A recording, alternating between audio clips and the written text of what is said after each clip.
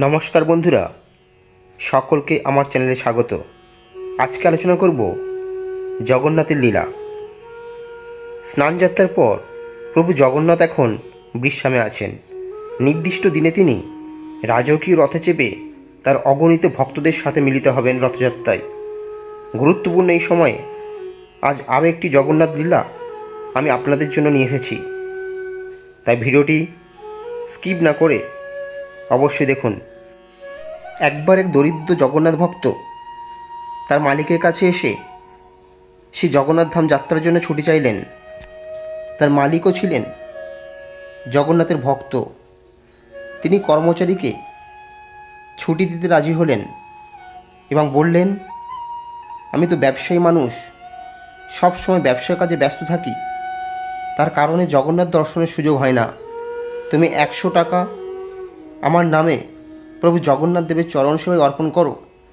কর্মচারী টাকা নিয়ে বিদায় হলো।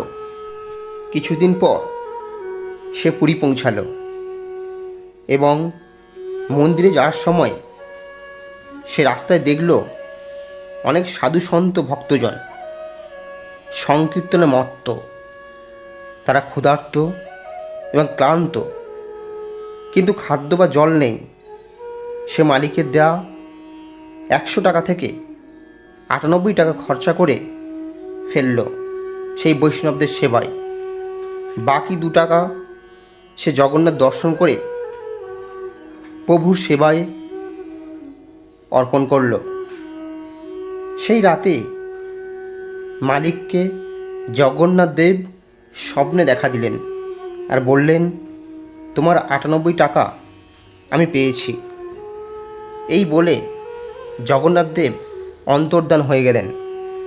মালিক জেগে গেল আর ভাবতে লাগলো, আমার কাজের লোক খুব সৎ আর বিশ্বাসী, তাও সে 2 টাকা কম দিল কেন? কিছুদিন পর সেই ব্যক্তি মালিকের কাছে ফিরে আসলো। মালিক স্বপ্নের কথা বললে সেসব ঘটনা খুলে বলল, জানালো 98 টাকা দিয়ে সাধু সন্তদের সেবা করিয়েছে আর 2 টাকা জগন্নাথ দেবের চরণে অর্পণ করেছে। মালিক সব বুঝে খুশি হয়ে বলল, তুমি ধন্য, তোমার জন্য আমি প্রভুকে ঘরে বসে দর্শন করতে পেরেছি। এও বুঝতে পেরেছি ভগবানের আসলে কোনো ধনের প্রয়োজন নেই। তিনি ওই 98 টাকা স্বীকার করলেন কারণ ওটা যে ভক্তের সেবাতে লেগেছে, কারণ ভক্তের হৃদয়ে ভগবানের বাস। বন্ধুরা, ভিডিওটি ভালো লাগলে এটি লাইক করুন এবং চ্যানেলটি সাবস্ক্রাইব করুন। কমেন্ট বক্সে অবশ্যই লিখুন, জয় শ্রীকৃষ্ণ।